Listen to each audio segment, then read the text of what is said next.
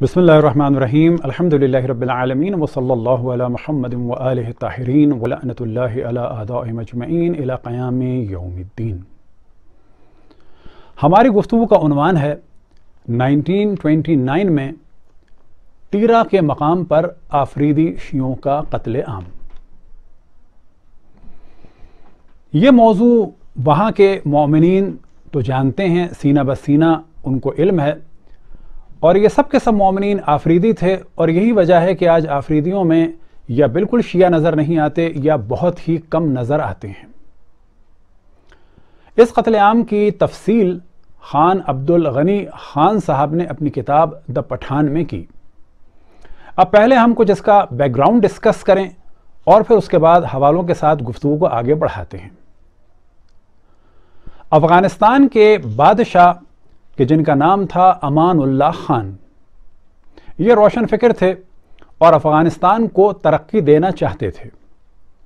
लिहाजा आज भी हम देखते हैं कि उलमा अहले सुन्नत खुसूसन देवबंदी उलमा उनके सख्त खिलाफ हैं, और यही उलमा सबब बने थे कि अफगानिस्तान के जो 1929 में ही बहुत तरक्की कर जाता, आज भी वो जंगल की तरह से उजाड़ और वीरान पड़ा हुआ है।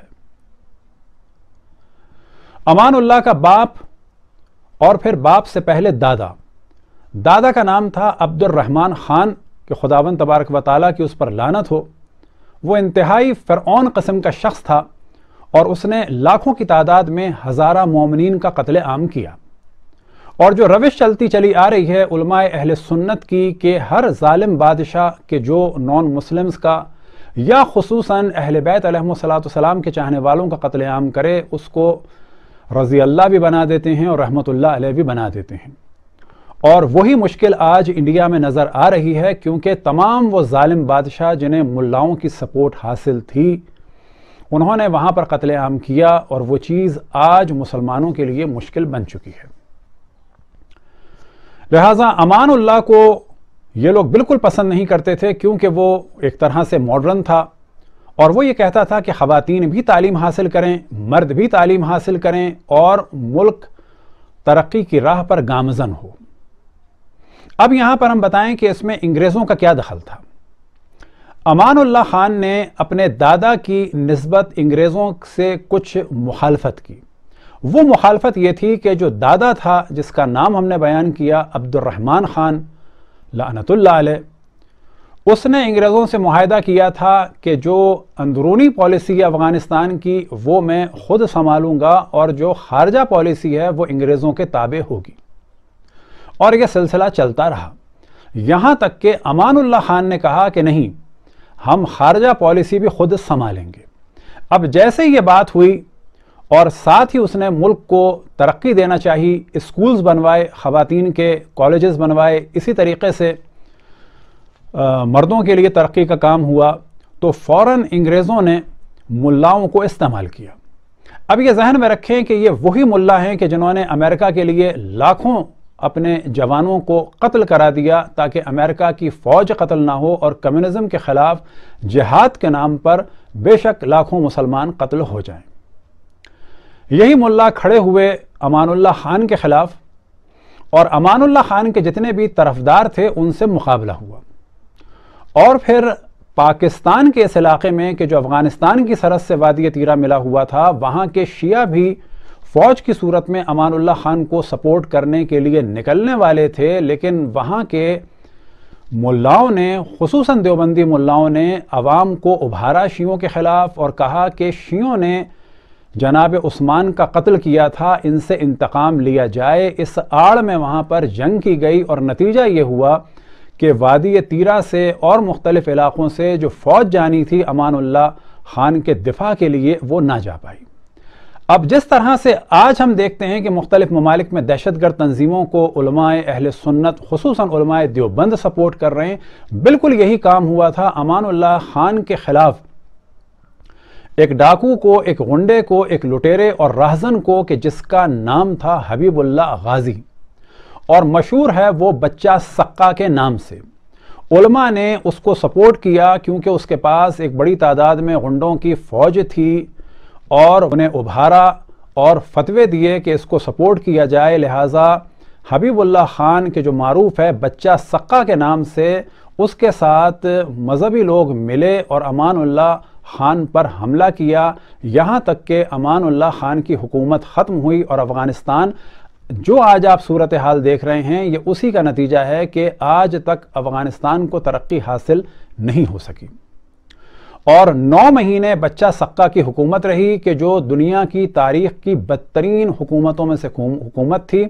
1929 مڈ آف جنوری سے اکتوبر کے مڈ تک یہ حکومت چلی، تقریباً 9 مہینے کی۔ اس میں روشن فکر لوگوں کو قتل کیا، فوجیوں کو قتل کیا گیا، اور خصوصاً علماء کے اشارے پر قزلباشوں کو اور ہزارہ کو اور دیگر شیعوں کو قتل کیا گیا۔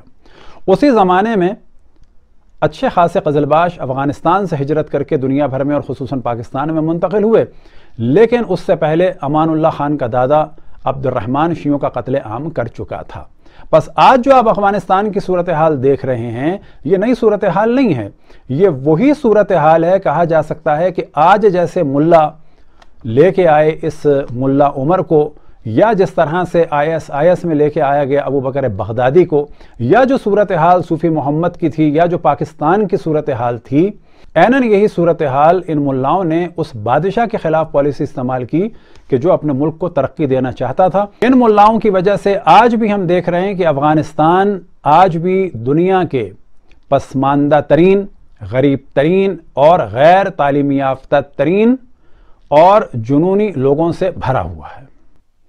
سب سے پہلے ہم آپ کے سامنے نقشہ پیش کرتے ہیں تاکہ کلیئر ہو جائے کہ تیرا ویلی کہاں پر ہے، یعنی وادی تیرا۔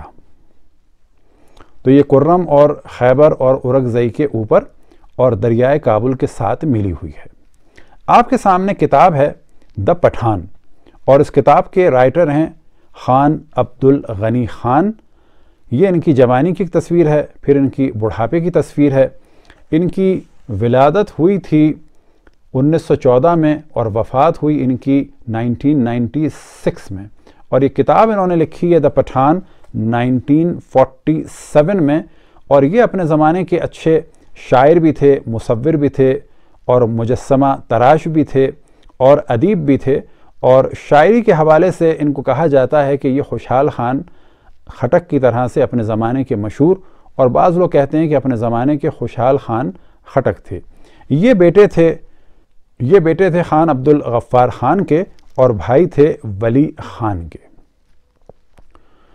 پیج نمبر 48 پر یہ ڈسکس کرتے ہیں اور وہاں پر اس واقعے کی جانب توجہ دلاتے ہیں۔ Tira has a large, wide awake and virile population of the Muslim Sunni and a small, intelligent and clever minority of Muslim Shia. وادی تیرہ میں اہل سنت کے جوشیلے افراد کی ایک بڑی تعداد رہتی تھی، اور ساتھ ہی وہاں پر ایک مختصر جماعت ذہین اور سمجھدار شیعوں کی بھی تھی۔ ان دونوں کا تعلق ایک ہی آفریدی قبیلے سے تھا۔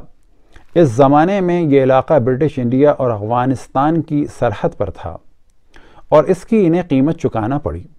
جب امان اللہ خان نے انگریزوں کے سامنے تھوڑا سا سر اٹھایا اور پٹھانوں والی اکڑ دکھائی تو انگریزوں سے یہ برداشت نہ ہوا۔ The Shia of the Tira were more intelligent than their neighbors. Amanullah was broad-minded and tolerant of the various sects of Islam. The Shia of the Tira loved and supported him. تیرہ کے شیعہ اپنے پڑوسیوں سے زیادہ ذہین تھے۔ امان اللہ کھلے ذہن کا آدمی اور اسلام کے مختلف فرقوں کو برداشت کرنے والا شخص تھا۔ تیرہ کے شیعہ اس سے محبت کرتے اور اس کی حمایت کرتے تھے۔ وہ جوان بادشاہ کی حمایت میں جنوب سے دفاعی لشکر بھیجنے کو تیار تھے۔ اب ضمن بتاتے چلیں کہ اس کا مطلب ہے کہ ایک وہاں بڑی تعداد تھی شیعوں کی، ہزاروں میں، کہ جن کے پاس لشکر بھی تھا اور علماء بھی تھے۔ آگے کہتے ہیں، لیکن رکیے اور دیکھیے، جہاں ایک طرف افغانستان کے ملا مخالفت میں تقریریں کر رہے تھے، اسی دوران تیرہ کے ملا بھی امان اللہ کے خلاف میدان میں آئے۔ لیکن وہ شیعہ نہیں سنی علماء تھے۔ جب افغانستان میں ملاؤں کی لمبی داڑھیاں اور بھاری پگڑیاں امان اللہ کی جدت پسندی کے خلاف حرکت میں آئیں۔ اب ضمناً ہم یہ بتاتے چلیں کہ امان اللہ نے اسکول بنائے اور تحریک چلائی کہ خواتین پڑھائی کریں اور اسی طرح سے ملک کو ترقی دینا چاہیے۔ تیرہ میں ملاؤں نے سنیوں کو شیعوں کے خلاف اکسانے کے لیے ان پر حضرت عثمان کے قتل کی تہمت لگا دی۔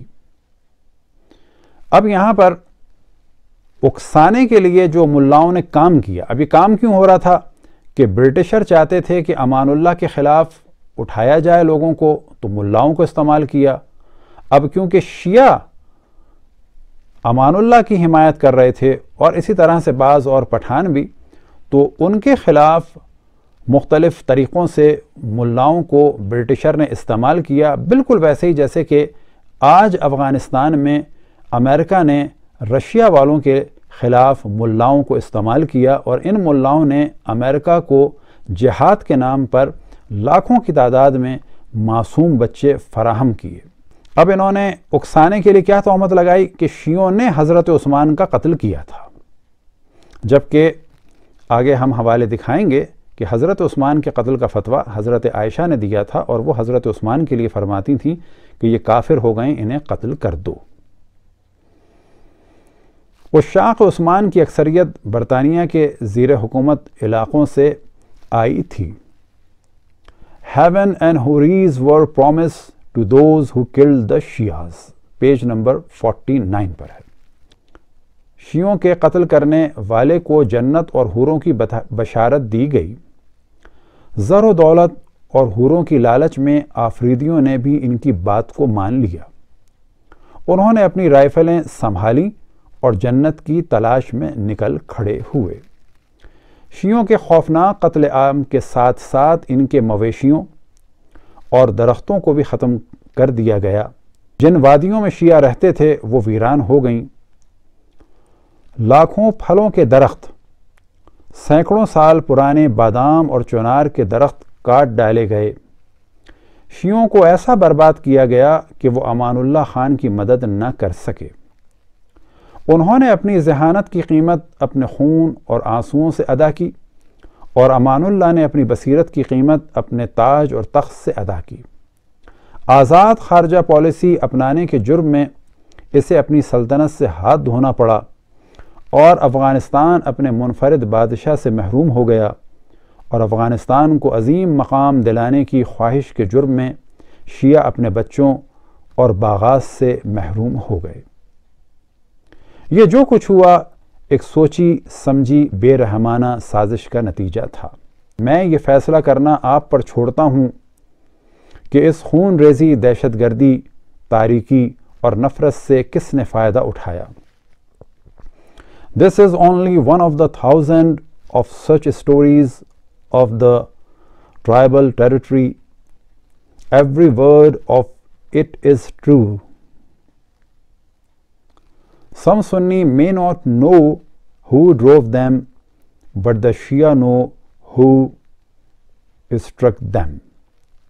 یہ قبائلی علاقوں میں اس قسم کی ہزاروں داستانوں میں سے محض ایک داستان ہے۔ اب یہاں پر توجہ رہے کہ اس شیعہ قتل عام کے بارے میں فرماتے ہیں کہ یہ جو میں نے ذکر کیا ہے ایسی اور ہزاروں داستانیں ہیں، یعنی شیعہ قتل عام کی۔ اس کا ایک ایک لفظ سچ ہے۔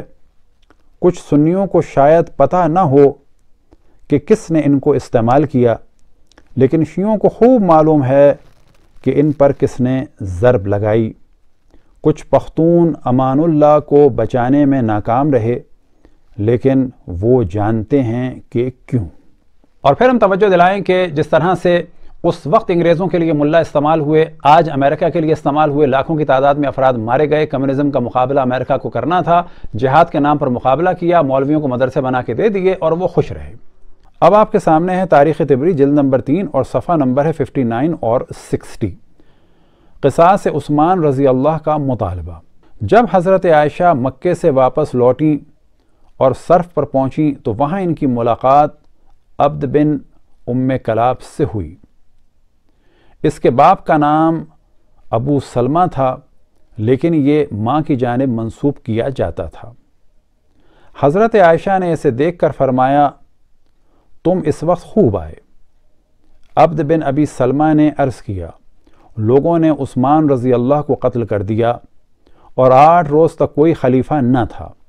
حضرت عائشہ رضی اللہ عنہا نے سوال کیا، پھر لوگوں نے کیا کیا؟ انہوں نے جواب دیا، اہل مدینہ نے باہم جمع ہو کر مشورہ کیا اور آخر کار ایک بھلائی انہوں نے حاصل کی کہ ان سب نے علی ابن ابی طالب رضی اللہ پر اتفاق کر لیا۔ حضرت عائشہ نے کہا، کاش کہ یہ زمین و آسمان اس سے قبل باہم مل جاتے اور تیرے ساتھی کی خلافت قائم نہ ہوتی۔ مجھے واپس لے چلو، مجھے واپس لے چلو۔ یعنی حضرت علی کی خلافت پہ یہ اتنا ناراض تھی کہ کہتی ہیں کہ زمین و آسمان میں تہلکہ مچ جاتا، زمین آسمان برباد ہو جاتے، لیکن علی کی خلافت نہ ہوتی۔ حضرت عائشہ رضی اللہ عنہا صرف سے مکہ واپس لوٹیں اور یہ فرماتی جا رہی تھیں، خدا کی قسم عثمان رضی اللہ مظلوم قتل کیے گئے اور میں ان کے خون کا مطالبہ ضرور کروں گی۔ عبد بن ابی سلمہ نے کہا، اے ام المومنین، آخر اس انحراف کی کیا وجہ ہے؟ اور خدا کی قسم سب سے اول آپ ہی نے علی رضی اللہ سے انحراف کیا، اور آپ تو پہلے کہا کرتی تھیں اس ناسل یعنی بریکٹ میں ہے عثمان رضی اللہ کو قتل کر دو، یہ کافر ہو چکے ہیں۔ حضرت عائشہ نے کہا، ان قاتلین نے اولاً عثمان رضی اللہ سے توبہ کرائی، پھر انہیں قتل کیا۔ یعنی یہ کہنا چاہ رہی ہیں کہ وہ گناہ گار تو تھے لیکن انہوں نے ان سے توبہ کرا لی تھی۔ میں نے پہلے قتل کے لیے کہا تھا، اب یہ کہہ رہی ہوں، اور میرا آخری قول پہلے قول سے بہتر ہے۔ یعنی میں نے کہا تھا کہ انہیں قتل کر دو، لیکن اب جو میں کہہ رہی ہوں کہ میں ان کے خون کا انتقام لوں گی، اور خود ہی انہوں نے حضرت عثمان کو قتل کرایا، اور اب یہ کہ میں علی سے خون کا انتقام لوں گی اور ان کے قتل کو، اپنے قتل کو مولا امیر المومنین پر ڈال کے جنگ جمل کی بنیاد رکھ دی۔ اب پیج نمبر 61 آپ کے سامنے ہے۔ اس کے بعد حضرت عائشہ مکے لوٹیں، مسجد کے دروازے پر پہنچ کر سواری سے اتریں اور حتیم جانے کا ارادہ کیا۔ وہاں ان کے لیے پردہ کرایا گیا اور ان کے پاس لوگ آ کر جمع ہو گئے۔ حضرت عائشہ نے لوگوں سے فرمایا، عثمان مظلوم قتل کر دیے گئے اور خدا کی قسم میں ان کے خون کا مطالبہ ضرور کروں گی۔ یعنی قتل تو کروایا حضرت عائشہ نے، اور ان ملاؤں نے اس قتل کو چھپانے کے لیے، شیعوں کے خلاف اکسانے کے لیے کہا کہ حضرت عثمان کو شیعوں نے قتل کیا، اور آفریدی قبیلے کے سادے لوگ رائفلیں لے کر شیعوں پر چڑھ دوڑے، کڑھالے لے کر شیعوں کے باغات کو ختم کر دیا، ان کے مویشیوں کو قتل کر دیا، کیونکہ ان کو یہ بتایا گیا کہ شیعوں نے حضرت عثمان کو قتل کیا ہے۔ یہ تصویر ہے امان اللہ کی۔ اب یہ ذہن میں رہے کہ اگلی تصویر یہ امان اللہ کے دادا کی ہے، عبد الرحمن کی، اور ساتھ ہی یہ ایک اخبار کی کٹنگ ہے لندن کی کہ جس میں بتایا گیا ہے کہ 10,000 خواتین اس زمانے میں کنیز بنائی گئیں ہزارہ کمیونٹی کی۔ اور اب یہ کچھ تصویریں ہیں کہ جس میں دکھایا گیا ہے کس طرح سے ہزارہ کو قتل کیا گیا، اور جو ہزارہ کا ڈے ہے اس کے بارے میں بھی کچھ تصویریں ہیں، حتیٰ توپوں کے سامنے رکھ کر اور پہاڑوں سے قتل کر کے شیعہ خواتین کو پھینکا گیا، اور 25 سپٹمبر کو یہ دن منایا جاتا ہے۔ اور یہ جو قتل عام تھا یہ کافی دن چلا تھا، کیونکہ عبد الرحمن کی حکومت تھی 1880 سے لے کر 1901 تک، اور یہ قتل عام ہوا ہے 1888 سے لے کر 1893 تک، اور اس دوران بہت بڑی تعداد میں، لاکھوں کی تعداد میں ہزارہ کا قتل ہوا۔ اب آپ کے سامنے کتاب ہے افغانستان، اور صفحہ نمبر ہے 450 اور 51، اور یہاں پر یہ موضوع ہے کہ یورپ والوں نے امان اللہ کے خلاف ہی جو گھر میں لوگ تھے متعصب قسم کے کنزرویٹو، ان کو استعمال کیا، یعنی ملاؤں کو استعمال کیا۔ لیکن ساتھ ہی یہاں پر ڈسکشن ہے کہ مصطفیٰ کمال اتا ترک نے امان اللہ سے کہا تھا کہ تم اگر اپنے ملک کو ترقی دینا چاہتے ہو تو پہلے اپنی آرمی کو مضبوط کرو تاکہ وہ تمہارے خلاف یہ جو ملا ہیں کچھ ایکشن نہ لے سکیں۔ کلیات علامہ اقبال فارسی کے آپ کے سامنے ہیں، اور جو ان کے اشعار ہیں پیام مشرق کے، علامہ اقبال نے امیر امان اللہ خان کی حمایت کرتے ہوئے اس کو منسوب کیا امان اللہ سے۔ تو یہ فرماتے ہیں علامہ اقبال پیشکش: بے حضور اعلی حضرت امیر امان اللہ خان فرما روائے دولت مستقلہ افغانستان خلد اللہ ملکہ و اجلالہ۔ اور انہوں نے اس زمانے میں امان اللہ کے لیے تحریک بھی چلائی اور دفاع بھی کیا۔ اب امان اللہ کے مقابلے میں جس کو لایا گیا یعنی حبیب اللہ غازی، یہ ہے جس کو کہا جاتا ہے بچہ سقہ۔ یہ ایک ڈاکو تھا اور 9 مہینے اس نے حکومت کی، اور اس کا کیا حلیہ ہے تو تصاویر آپ کو نظر آ جائیں گی۔ لیکن یہ کام کوئی نیا کام نہیں تھا، اور پشاور وغیرہ میں یا سرحد کے علاقے میں اس کے لیے کافی حالات ہموار کیے جا چکے تھے پہلے بھی، کہ جن میں سے ایک کا حوالہ ارواح الثلاثہ یعنی حکایات الاولیاء میں مولانا اشرف علی تھانوی نے کیا ہے، اور صفحہ نمبر ہے 106، اور یہ ذکر کر رہے ہیں سید احمد بریلوی کا، کہ جسے سید احمد شہید کہا جاتا ہے، اور یہ بھی اپنے زمانے کا ایک دہشت گرد تھا کہ جو انگریزوں کے مقابلے میں نہیں بلکہ انگریزوں کی خدمت میں مصروف تھا، اور کبھی اس نے مسلمانوں پہ حملہ کیا، اور خصوصاً جب اس نے اسلام کے نام پر پٹھانوں پر ظلم کرنا شروع کیا اور ان کی لڑکیوں کی زبردستی شادیاں کرانا شروع کی، تو پٹھانوں ہی نے اسے قتل کر دیا۔ لیکن ایک زمانے میں خصوصاً 1818 میں اس نے ایک قتل عام کا سلسلہ شیعوں کا کیا۔ اسی طرح سے اس نے امام بارگاہ اور تازیوں کے خلاف کام شروع کیا، کہ جس کا ذکر ہے اس کتاب میں کہ خان صاحب نے فرمایا کہ میں نے بچپن میں سنا تھا کہ سید صاحب نے ہزاروں امام باڑے توڑوا ڈالے ہیں، مگر حکیم جمیل الدین صاحب جو پورب میں بہت رہے فرماتے ہیں کہ سید صاحب نے 50,000 امام باڑے توڑوائے ہیں۔ اب یہ 50,000 نہ ہوں، فرض کر لیتے ہیں تو ممکن ہے کہ 5,000 تو ہوں گے۔ ہاں، یہ 50,000 ہو بھی سکتے ہیں، یعنی شیعوں کی مساجد بھی تھیں، امام بارگاہیں بھی تھیں، اور ساتھ ہی جہاں جہاں پر تعزیے تھے یا جو گھروں میں عزاخانے تھے ان کو اس شخص نے توڑوایا۔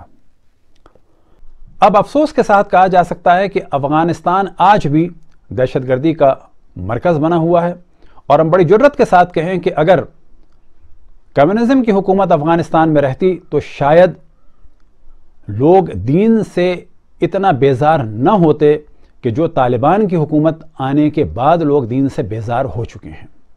اب جو ہمارے بعض جاہل لوگ پاکستان میں چاہتے ہیں کہ ملا ازم آئے اور ان ملاؤں کی حکومت آئے، تو سوال یہ پیدا ہوتا ہے کہ افغانستان جو ایک لیبارٹری کی صورت میں آپ دیکھ رہے ہیں کہ وہاں پر تمام لوگ حکومت کرنے والے ملا ہیں، دیوبندی مدرسوں کے پڑھے ہوئے ہیں، اور بقول ان کے بالکل پاک صاف اور طیب و طاہر اور نیک لوگ ہیں، اور آپ دیکھ سکتے ہیں کہ کس طرح سے وہ لوگ ظلم کر رہے ہیں، قتل عام کے بازار کو گرم کیا ہوا ہے، اور ان کی وجہ سے اسلام کتنا بدنام ہو رہا ہے۔